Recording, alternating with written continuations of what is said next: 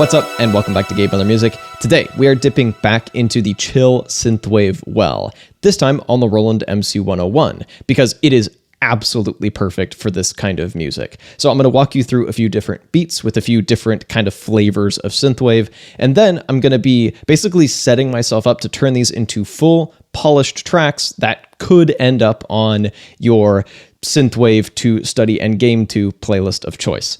All that being said, let's get into it. All right, so here's a quick listen to what beat one sounds like not mixed in post. And this sounds that way for a couple of reasons. First of all, because nothing's been processed, no side chaining, nothing like that. But also because there's a lot of layering happening in this project that you don't yet hear. And I'm going to get to that in a second. But let's start with the basics. All of these drum sounds are stock. Because while the 101 doesn't have great modern sounding stuff, it does have excellent vintage stuff, because a lot of it is from drum machines that Roland themselves made in the past. So this nice vintage kick, basic clap, and this kind of stereo shaker. And I have gone in and turned the level down a good bit. Same deal with the 909 style hi-hat, and I've pitched stuff around just a tad. I want to get a drum pattern that has a pretty good emphasis on the kick and that doesn't have a lot that really pokes out of the mix, because you're probably listening to this in the background. And once I add compression, the hi-hats are going to stick out a bit more, so I went extra quiet with them. Up next,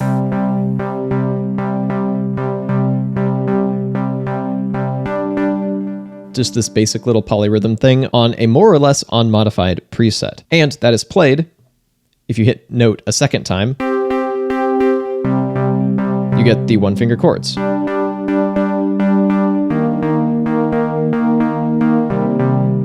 And my plan is to record a few passes of this, because ultimately my plan is to record these tracks over USB, individual tracks, and harvest them to do a full arrangement and mix and master in my DAW.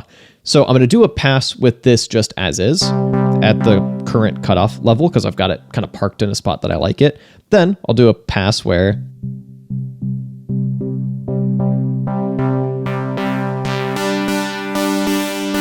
I raise it probably over 16 bars, I'm imagining. And that'll make for a nice kind of dedicated energy building up section. That's the plan. Let me park that somewhere relatively nice sounding. So those are your basic chords.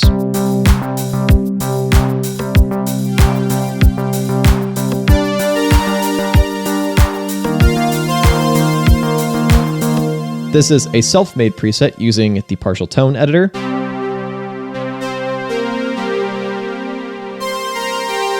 And the main things going on are just a very subtle filter movement, some nice shimmery oscillators, and a bit of LFO movement on the pitch, just at the end, so you get that very subtle warble. Also, at this point, you might have noticed a little bit of voice stealing going on, because this is a poly patch, and I want the notes to kind of bleed into each other a bit, to ring out. So the other thing that I'm going to make sure I do when I record these individual tracks is for a patch like this where I don't want to hear voice stealing, I will basically go into my clips and activate empty clips for every track but the one that I want to basically harvest for future use. That way I have as few voices going as possible. This will become more and more pertinent as we continue stacking elements, especially with like chord stacks and poly leads and arps and lots of drums. You're going to get voice stealing very quickly, and that will probably sound pretty bad, or at least kind of distracting. So I would recommend being a bit strategic in how you harvest tracks for mixing. It'll take a bit of extra time, but I think it'll be well worth it for a more polished result. No more voice stealing now that this is the only track with a clip active. The rest of these aren't firing any MIDI notes at all. But let's change that. And I've spoiled this a little bit, but track 4 has got a lot of stuff going on. My kind of go-to strategy these days is to, from the get-go, hit Shift and 4, and set my sound source for track 4 to clip. That means that each of these clips can contain a different synth preset. This is super nice for layering, especially if you're on the go. I made this beat while traveling. Like, I was on a train while I made this beat, the entire thing. Being able to have something so damn portable, just in my backpack, battery powered, sitting on the train with this on my lap, and then just making a ton of layers that I know will probably sound good together. It's really nice. That's the point. So let's run through these. Let me show you these chords with the first track on here.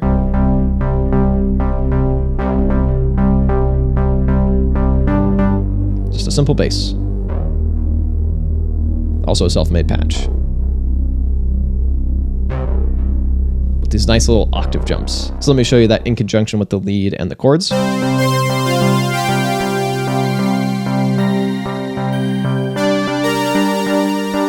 And this is from one of the random patches with the random patch feature. And then I've adjusted it a little bit so you get that nice bouncing back and forth in your ears. Which is pretty neat. Very magical sounding. And then a bunch of pads. I think this is like the first pad in the preset list. Self-made bass. I may or may not use this. I might just cut a bunch of low end and use that as just a little texture. Strings E pad. Another pad. This is just the exact same patch, but if I go into Shift and then Clip and go to Transpose, I've just pulled that an octave up. Once again, give myself options for layering if I need them.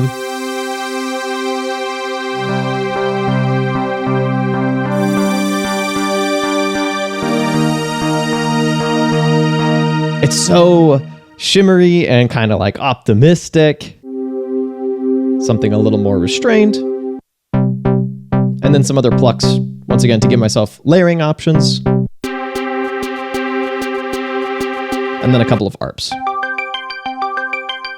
Played with the ARP feature, which you get to by holding down note for a really long time. And then if you go and shift note, you've got settings that you can work with for your ARP.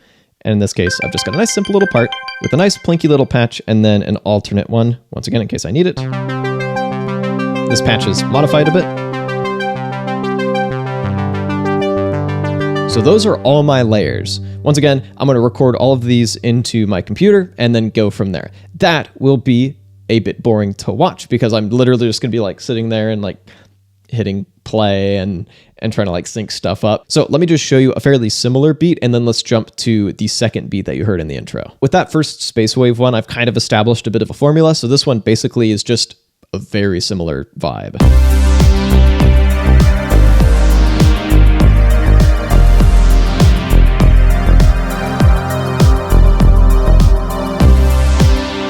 And then once again, I've stacked some extra elements, extra lead, extra pad, extra bass, and then an extra alternate little lead line.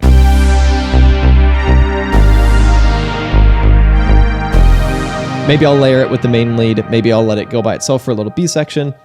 We'll get there when we get there. But let's get into that kind of more dramatic, cinematic beat. My plan for this is twofold. I'm going to do a chill synthwave only version. That'll probably be a good intro to like a kind of synthwave meets lo-fi beat tape that I'm slowly working on. I don't know exactly what form that's going to take, but that's kind of the general idea.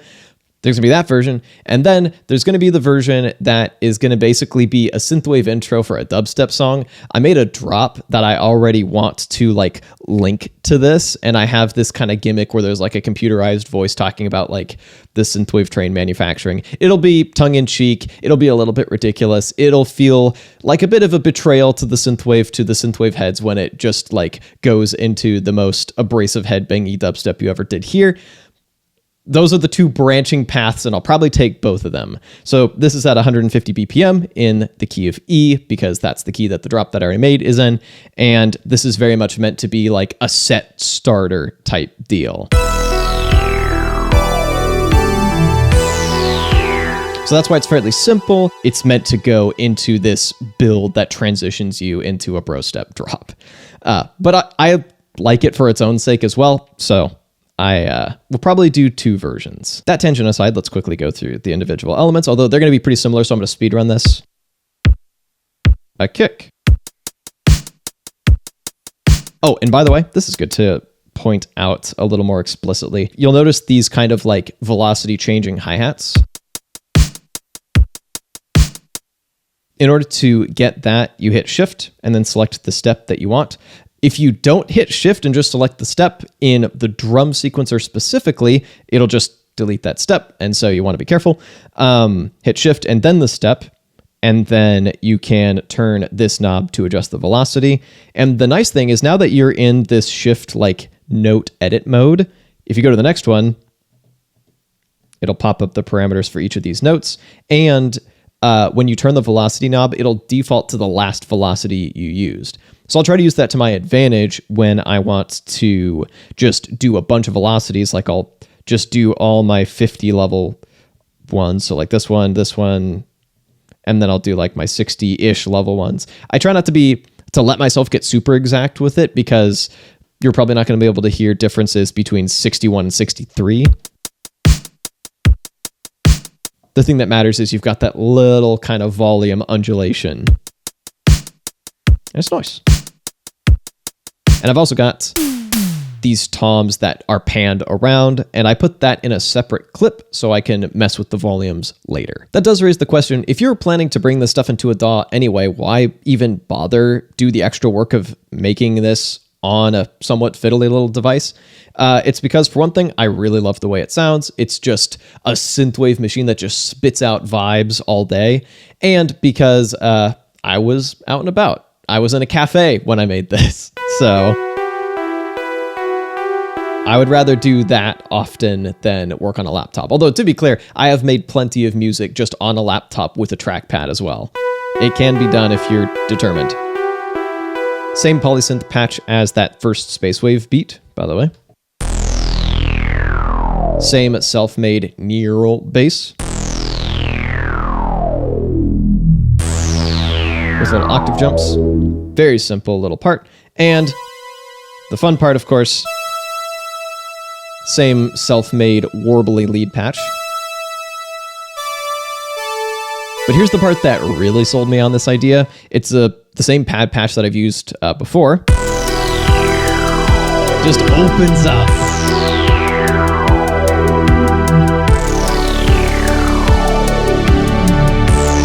Then I've also got something to give it a bit more driving energy. Some other pads. And then let's isolate this. I've also got another little ARP. Kind of going in the opposite direction. With aggressive, bouncy back and forth panning. An alternate version of the ARP. I actually really like the way this sounds. I'm half tempted to use this for its own dedicated little section because I think it sounds sick. By the way, you can very easily copy clips between tracks if you go, say, to my art part. These don't layer together that well. And shift, copy. I'm going to do clip all. And then if you scroll forward, you can go to the other tracks.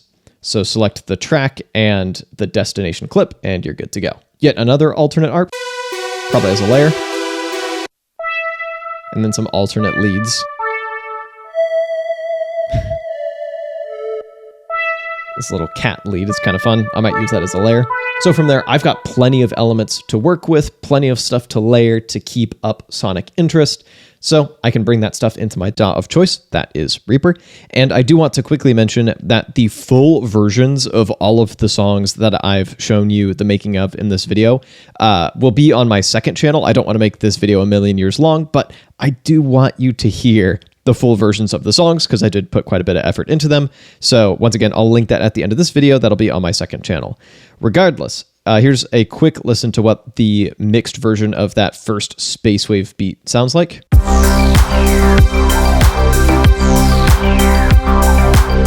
And here's what the project looked like before I did any mixing or arranging. This is just the 4 MC-101 tracks recorded over USB straight into my DAW with no regard for things being synced up, but I did make sure to already have my tempo set to the tempo of the MC-101 project. This is my preferred method for getting the most out of the MC-101. Here's how the process works. Essentially, I will record for about 15 minutes it usually takes. This, I think, took about 14 minutes. And I will do a few specific things. First of all, I will get every conceivable thing I could possibly need. That includes isolating my drums. So like just my kick or just my percussion, all that kind of stuff. I will also do multiple passes of synths. So I'll let a synth part loop multiple times. That way I have a version with it just starting up. And then usually for a looping portion, I'll grab the second loop of that synth. That way, hopefully, it will loop a little more cleanly if notes are kind of meant to bleed into each other. Sometimes I have to smooth that over with a little crossfade as well. I'll show you that in a second, but this gets me most of the way there. It's a lot like the loop optimized tick box on the machine. I will also get versions where I will say raise a filter cutoff over time. Later on. I want to give myself as much material to work with later to give myself options for how I want to structure this into a full song. Because I usually go in with a decent idea of what my plan is, but nothing super concrete until I actually go in and do it. The other thing that you may notice is that I am seemingly wasting the fact that I can record 4 tracks at once. The reason for that is I want to avoid voice stealing. I have noticed that the way I layer, I tend to hit the voice limit on the MC-101 surprisingly fast. And maybe in the context of a mix, it's a little less noticeable, but I can hear it and it annoys me. So I will make a point of only having 1 clip going at a time of synths, plus my drums, just to get a single kick. And the reason for that is, I mentioned, I don't bother syncing my MC-101 to my DAW in any way, so I need some way to get all this stuff snapped to the grid. So a lot of DAWs will have a way to snap to the closest spike in audio or transient. So take this pad, for instance. And it's kind of a slow start with a slow attack. And so what I make sure to do is have at least a couple of kicks on the kick track. That way, I can select this track. On Reaper, it's hitting tab will take you to the nearest transit. So I can hit tab, split this somewhere over here. I don't really care where. Grab this, bring it to the beginning, and then just keep bringing everything onto individual tracks. So I could go in here, snap to the next transient, snap that to my grid, and just keep building up my layers until I have a couple of loops with everything going at once that I can then go ahead and arrange. So I've actually kept those around here, and I have the different splits for different portions of my loops. Once again, so I have as many building blocks as I could possibly need with various filter cutoff rising alternate bits. And then I start just laying it out on my timeline linearly. I definitely have a bit of a structure that I typically reach for, where we'll introduce the main idea. We'll do a little cutoff raise or something like that. Bring in an ARP. Bring in a bit of drums with synth stripped down a bit. Introduce more elements. We're building, and then here we break down and we introduce our main melody. We build up again, and now we're in full instrumental. All the drums are in, everything is in except for the melody. Then we bring the melody back, and then we wind down.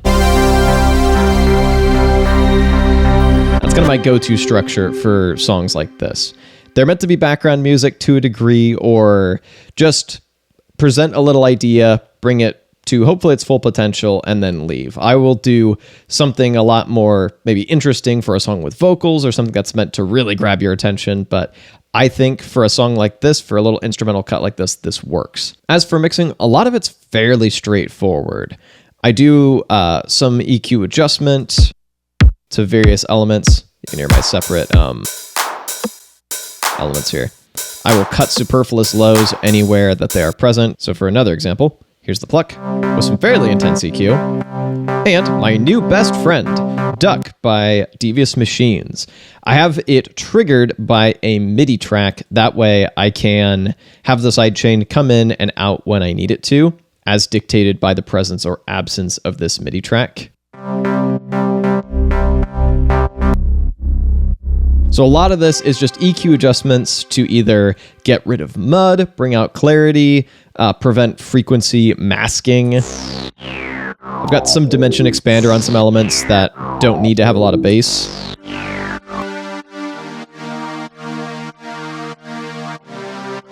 Probably messing with my stereo image a bit, but I think it works. And also, this is my chance to bring out a lot more shimmer with effects, like effects that would be way too freaking much for the MC-101. So a couple of my favorites include Spaced Out. This is delay reverb plugin. Full disclosure, Baby Audio did send this to me, but I use it all the freaking time. Here's without. Here's with. Here's a bit more. We'll bring that back to more reasonable levels. And then Crystallizer, which is a granular pitched delay.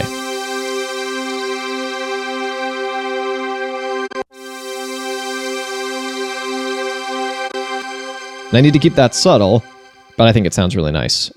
Once again, for more shimmery elements. I also realized later that I wanted a little tom fill, so I just programmed that in after the fact. This is another opportunity to show you a different plugin that I use a lot, also by Baby Audio, Crystalline, not to be confused with Crystallizer.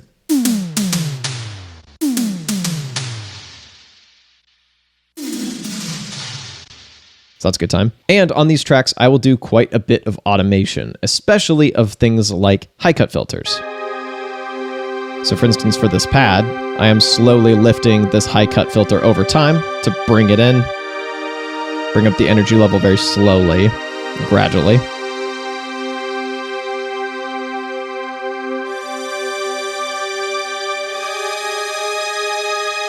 And I've also very intentionally put that high cut filter before the reverb and delay. I also quickly would like to show you my mastering chain. Nothing too crazy going on here. Here's after. Here's before.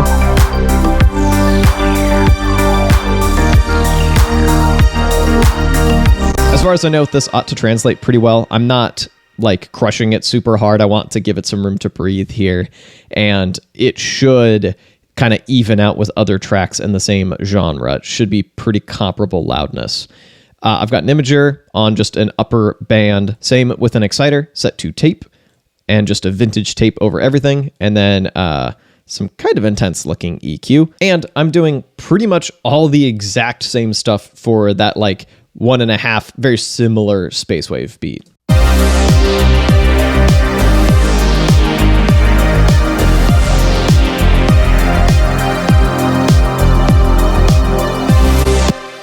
And finally, let's move on to officially beat 2, that kind of more cinematic one. Because a lot of its elements are similar, a lot of the processing is very similar, and then it takes a bit of a left turn. I also have this little text-to-speech voice and these train sound effects. Welcome to the Neon City.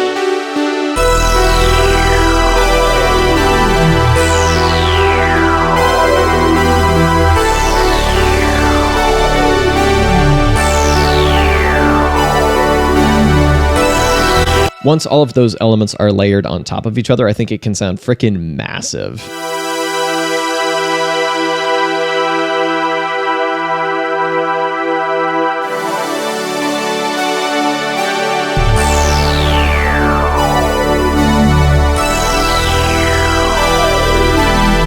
And I didn't even really have to process stuff all that much, as you just saw. And as promised, I did make 2 versions of this song. A chill, purely synthwave version, and a slightly less chill version, where we go out of our synthwave section.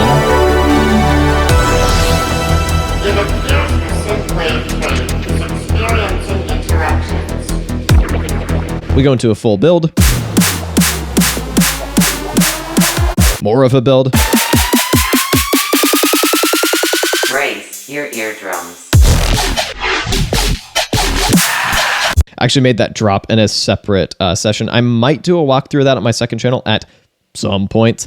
Because I basically realized once I made this drop originally as a remix of an existing song, like a bootleg remix, I realized that I could make this whole intro for it, and then I could spin that off into the 2 separate versions. And to toot my own horn a little bit, I planned this ahead when doing my coverage of the latest MicroFreak update. I've got these pads.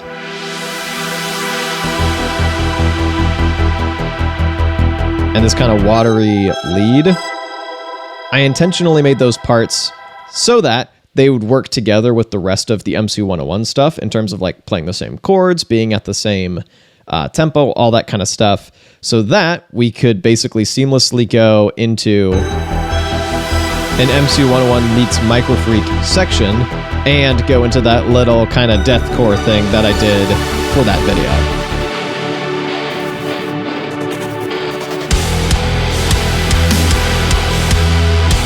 Where I recorded and kind of poorly played some guitars that were pitched down by quite a bit. That's definitely a tangent, so thank you for indulging me if you're still here.